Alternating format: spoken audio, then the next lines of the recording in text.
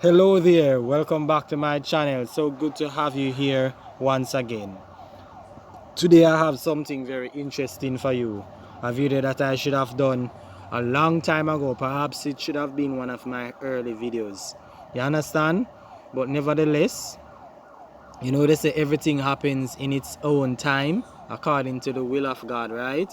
So I hope that the timing will be perfect just the same. So, as the title suggests, what we'll be talking about today is the four different types of Adventists. Yeah, the four different types of Seventh-day Adventists. The chameleon, right? Now, you may be asking me why I attach the title chameleon to it. And by the time I go through the video, you're going to see why I put the title chameleon in it. The reason being is that if you have four different types of Adventists, then without a shadow of a doubt, you can basically say the Seventh-day Adventist Church is like a chameleon. No, I'm not going to say that this is unique only to the Seventh-day Adventist Church, because they are perhaps the same. Maybe it's the same for several other cults. You understand? Or even probably evangelicals. Even in the evangelical church, you find different types, maybe the same four types of person in an evangelical church. You understand? So it is not something that is unique to the Seventh-day Adventist Church. But why I even decided to talk about this topic is because due to the Seventh-day Adventist Church being like a chameleon, it makes it rather difficult, you understand, for persons to really get you when you say that the Seventh-day Adventist Church is a cult. I mean, because of this reality, it makes my ministry most taxing and challenging. You understand? Because as you may already know, to give a message of rebuke or correction, you understand, is not something that will be welcomed. You understand? You have the Bible to show you, both in the Old Testament and the New Testament. It is never easy to give a message of rebuke. You see the struggles that Jesus had. You see the struggles that the apostles had. You understand? You see the struggle that Elijah had. You understand? And several of the prophets of the Old Testament.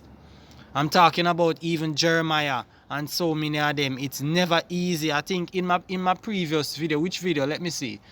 Which video was it? I think it was the video titled Should we follow God's example in all things, where I mentioned about a particular king, you understand, whose name is not mentioned in First Kings. I think it was 22, right? Wherein God sent a lying spirit to deceive the king. Why? Because whenever God sends his prophet to give the king a message, the king doesn't like the message that the prophet gives, because what he says that the prophet doesn't prophesy something pleasant to him. You understand? So therefore God sent a lying spirit to deceive him, because he would not receive the truth. And so it is in this day, when you give a message of rebuke and correction, because it's not pleasant, it will not be welcome. And so due to this factor, I have to do something radical, you understand, if I intend to get some serious growth where my channel is concerned.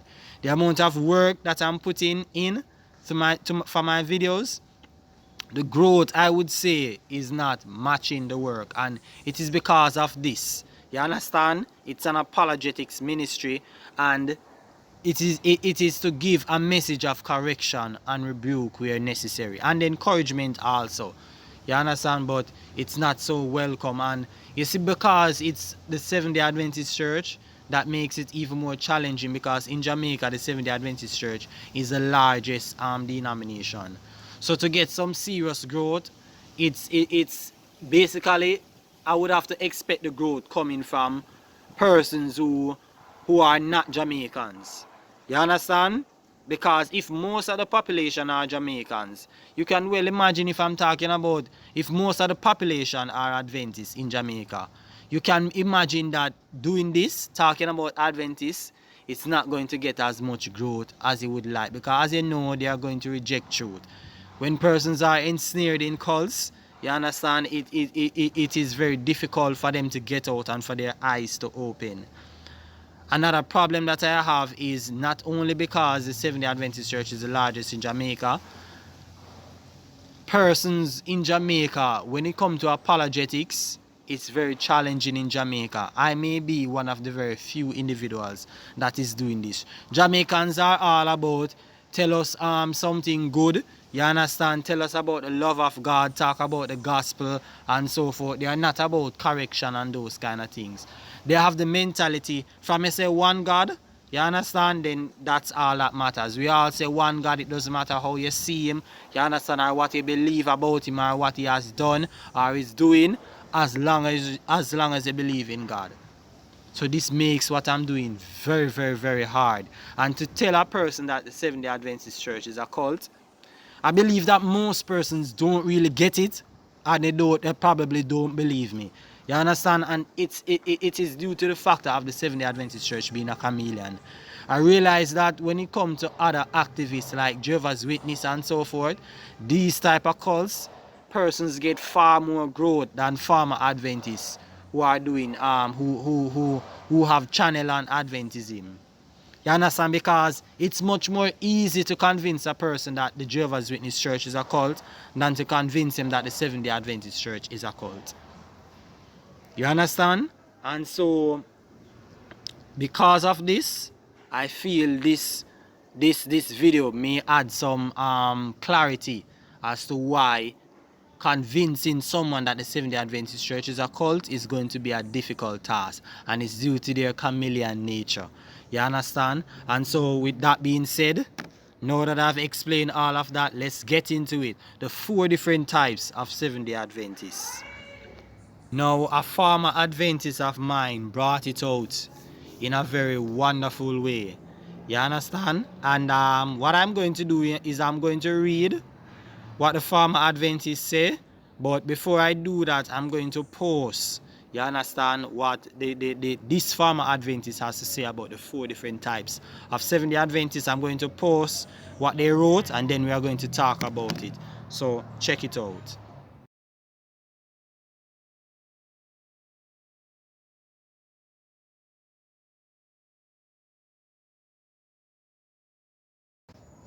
Yeah, so there you have it. The 4 different types of Seventh-day Adventists. And what they say is that one of the confusing issues with SDA is that they, like many denominations, divide into a theological spectrum.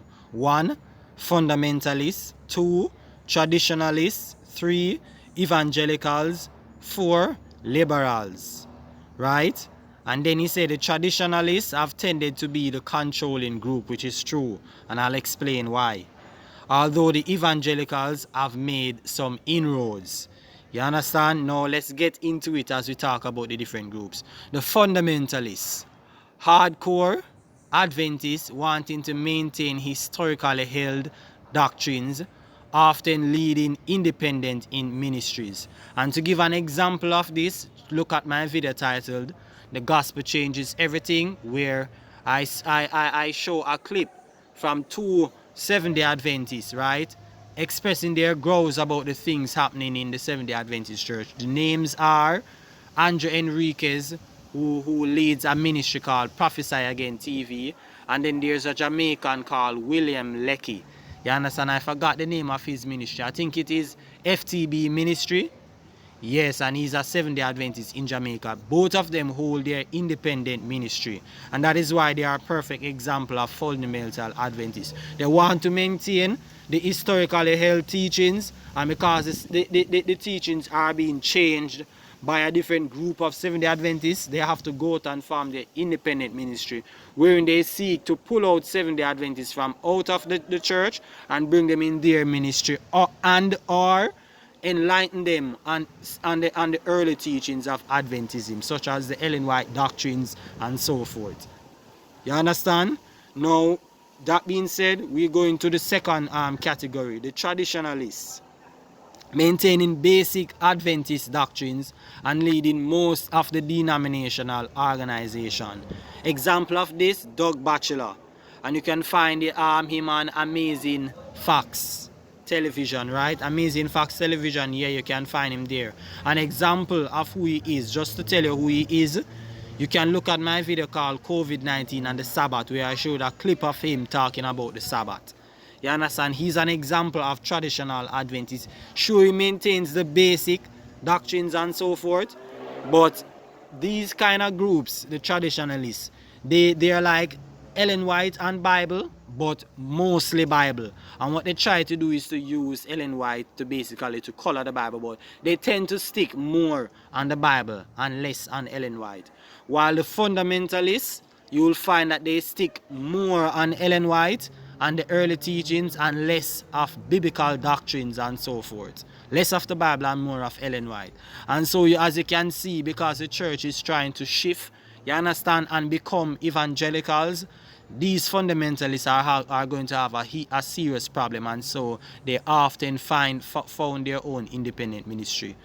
I was a fundamentalist Adventist, hardcore Seventh-day Adventist. You read my part 3 videos on me leaving, why I left the Seventh-day Adventist Church, where I talk about how I was led into the belief of Ellen White's anti-Trinitarian teachings, and I was going around sharing it with people, almost as if I was starting my own independent ministry, following up on persons who have their own independent ministry, such as Nada Mansour and Revelation 14 verse 12, that's his channel, led by Nada Mansour and a few others.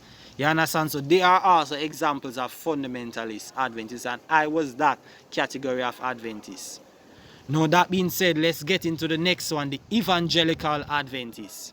Evangelicals are persons, you know, basically they don't really buy into Ellen White teachings. You understand? And so they try to change the church in a slow and subtle manner. You'll find them saying some things that will have you wondering if they actually believe Seventh-day Adventist teachings. If you pay attention, you will see that these men don't believe Seventh-day Adventist. They don't believe most of the doctrines. You understand? And the evangelicals, you'll find most of them in leadership. Most of them are in leadership, right? Now, in my video title, "The Gospel Changes Everything," where I showed the two fundamentalists, and one of them mentioned about Everett Brown and some things that he was saying, such as Seventh-day Adventists and their Sabbath, which would suggest that perhaps he doesn't buy into the whole Sabbath doctrine and so forth. You understand? Yeah, most of them are in leadership, and they try to change the church in a subtle manner by introducing evangelical teachings. They're not going to come outright and publicly refute Seventh-day Adventist teachings, you know. What they try to do is to change it in a subtle manner. You understand? We are going to talk more about the evangelicals and those 3 groups mentioned. Now, the 4th one is the liberal, right? No, sorry, let me explain more about the evangelical. The evangelical are influenced by the Barnhouse, Martin 19, Barnhouse and Walter Martin 1955 SDA Evangelical Dialogue, and does not see Ellen G. White's writing as authoritative, questioning doctrines like the investigative judgment and so forth. You understand? Now, the 4th one is the liberal, very small group, not following basic Christian doctrine.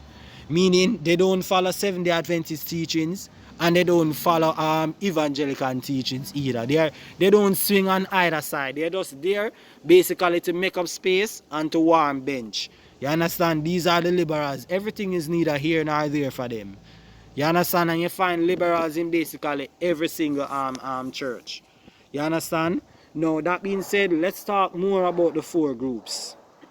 Now, the fundamentalists, they go and start their own church. You understand? And if you run into these groups, you likely to see them dress a certain way, are very dull, and they dress in a very dull way. You won't find them wearing makeups and anything like that. They'll wear their hair natural. You'll find them wanting to become vegans. Most of them are vegetarians or vegans. You understand? They try to follow most of Ellen White teachings and so forth. You understand? They are rigid with Sabbath. You understand? when it comes to investigative judgments, they chump and preach and teach that. You understand? They talk about the Pope and everything where Ellen White teaching is concerned. You understand? Then when it comes to the traditionalists, yes, they believe Sabbath, but they may not be as rigid with it. You understand? They are not rigid with most of the teachings and so forth. However, these groups, they still try to keep the Seventh-day Adventist Church together by maintaining their basic doctrines. You understand? So as the picture shows, these are the controlling groups. You understand? Then you have the evangelicals, who are basically, some of them would basically be my supporters. I have evangelicals that are on this channel, that is subscribed to my channel. The evangelicals, they don't really buy into Seventh-day Adventist teachings, but they remain in it for various different reasons. Why? It could be that they're born and grow into it. Most of their family members are Adventists. You understand? And so to leave, they may not want to face this, their parents and so forth. Not only that, but they are still unsure about some teachings, primarily the mark of the beast and so forth. And so as a result, they still remain in the church. Some of them, they may be aware and are completely convinced of their errors, but they are still comfortable in the Seventh-day Adventist Church, so they remain same way. But what they do is that they don't teach Seventh-day Adventist teachings. They don't try to spread it and so forth. They just go to church, come back home and handle their business and so forth. And next category of evangelicals you will find within the leadership position. They can't leave the church. Why? Because of their family reputations and so forth, and because they are getting good money. You understand? So what they try to do instead is try to teach the gospel, you understand, within the Seventh-day Adventist Church, and try to change it in a more short and subtle manner. You understand? And then the liberals now, they neither here nor there for them. Sure, they probably won't dress casual. You understand? They look like evangelicals in terms of their dress, and some of them may even go extreme in their dress. As I said, they don't care about even basic Christian teachings. Now, I'm not here saying that I'm perfect or I'm teaching perfection, but they don't even try, you understand, to do the right things that becomes a Christian. Meaning that they do just about anything publicly. You understand? When it comes to reading the Bible, they don't read it much. They probably don't pray much. It's like they're just making up space in the church. You understand? So this is the chameleon nature of the Seventh-day Adventists. And so due to this factor, it's hard to tell persons that the Seventh-day Adventist Church is a cult. They'll meet a traditional Adventist who will say, oh yes, we believe that we must keep the Sabbath and so forth, but you know, sometimes you have to do certain things, and if it so happen that you break the Sabbath one day, or you have to do something, then God will understand and so forth. And it sound good, you know. They're not so rigid with the Sabbath. They'll tell how they speak is like it's just another day of worship and so forth. They may try introduce other teachings to you and say that, boy, we should still keep the Sabbath regardless, you know, but we're saved by faith and so forth. And I would want to keep the Sabbath if God tells me to do it. But they don't bring so much scare and so forth into you. Such as to suggest that if you don't keep it, you'll end up in hell. So these type of Adventists now, when you meet them, you'll just be like, oh, they're Christians. They just worship on a different day. You understand? So it makes it hard, you understand, for you to tell persons that the Seventh-day Adventist Church is a cult. They have some traditional Adventist friends, you understand, who influence them, and then they'll meet some evangelicals who is every single thing like them. You understand? And then they'll meet liberals who is basically a disgrace to both parties. You understand? Whether they want to be Sunday worshippers or Saturday worshippers. And then they'll meet the liberals now, who seem very cultic in nature. Talk about Ellen White teaching, tell you that you have to stop eating meat. If you don't keep the Sabbath, you're going to get the mark of the beast. They tell you about country living, every single thing about Seventh-day Adventists, core doctrines and so forth. They try to force and impose on you. You understand? So these type of group, if you meet that type of group, then you'll say that the Seventh-day Adventist Church is a cult. If you meet the traditionalists or evangelical, you're going to say that, oh, it's just another church, they worship on a different day. While if you meet the liberals, you'll wonder what they're teaching, what they're learning in the Seventh-day Adventist Church. You'll feel ashamed of the Seventh-day Adventist Church. You understand? So this is the dilemma that we have with Adventism. The chameleon nature of the Seventh-day Adventist Church. Now you might be saying to me, Kismar, if there are so many different groups within the Seventh-day Adventist Church, why say it's a cult? If it's not right across the board where all of them are fundamentalists, why say it's a cult? And to that question, I would say that's a good question to ask, right? And I'm going to answer your question in James chapter 1. It says that a double-minded man is unstable in all his ways. The only person you find that is double-minded is Satan. God is straightforward. He's truth and nothing but the truth. But with Satan, you have truth, a mixture of truth and error. You find different characteristics. Satan will change himself to suit his purposes because he's double-minded. He doesn't have a make-up mind. He's hard to read and hard to figure out. He adapts to situation in order to accomplish his satanic agenda. While with God, we know that it is just straightforward truth and nothing but the truth. No mixture of lies and so forth. You understand? And this is why when a group, you understand, is double-minded, it is of a chameleon nature, you have to just say it's a cult. It's either all truth and nothing but the truth. You can't have a mixture. You understand? And so this is what makes it confusing. You understand? And why so many persons, so many of my familiars think I'm just making a big deal out of nothing. Because they meet some evangelicals, they meet some traditionalist Adventists, and so they can't seem to get it. You understand when I say to them the Seventh-day Adventist Church is a cult. Many of them think that I'm doing something evil. Or I'm doing something bad. I'm seen as the bad guy and them as a victim. When in reality, they are what is bad, and we, evangelicals, should be concerned. We are the victims because they keep antagonizing us about Sunday and so forth. You understand? Why then, if you say this, Kismar, can we not say that evangelicals are cults? Since you had mentioned earlier in the video that you can find probably these four different groups in evangelicals. Can we not say it's a cult? And the answer to that is no. You understand? You have some evangelicals who when the church, if you look at their basic fundamental beliefs, it shows evangelical nature, 100% orthodox. But you can find some groups in these evangelical churches that those who 100% understand their fundamental beliefs. You understand? And so as a result, they'll have a very cultic nature. You understand? They'll have a perfectionist view. You understand? Wherein they maintain some hardcore, some hard works-based teachings, and they'll be legalistic in nature.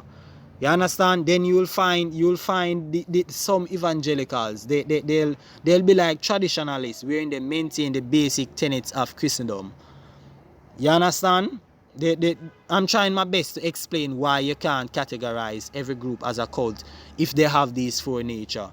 Then you'll find evangelicals. You understand? Who are 100% evangelicals, no form of legalism and so forth. You understand? 100% gospel. And then you'll find liberals within evangelicals who basically they don't care about the teachings. They do as they please. They dress as they please, not caring. They do just about everything without no effort whatsoever to improve their Christian walk with the Lord. But still, you can't call them a cult. Why? Because their basic fundamental doctrine, the basic fundamental beliefs is evangelicals and orthodox. So regardless of the different groups that is within the church, who some of them may not even understand the teachings, and as a result, they act cultic in nature. You can't say that it's a cult even if there are four different groups within an evangelical or professed orthodox church.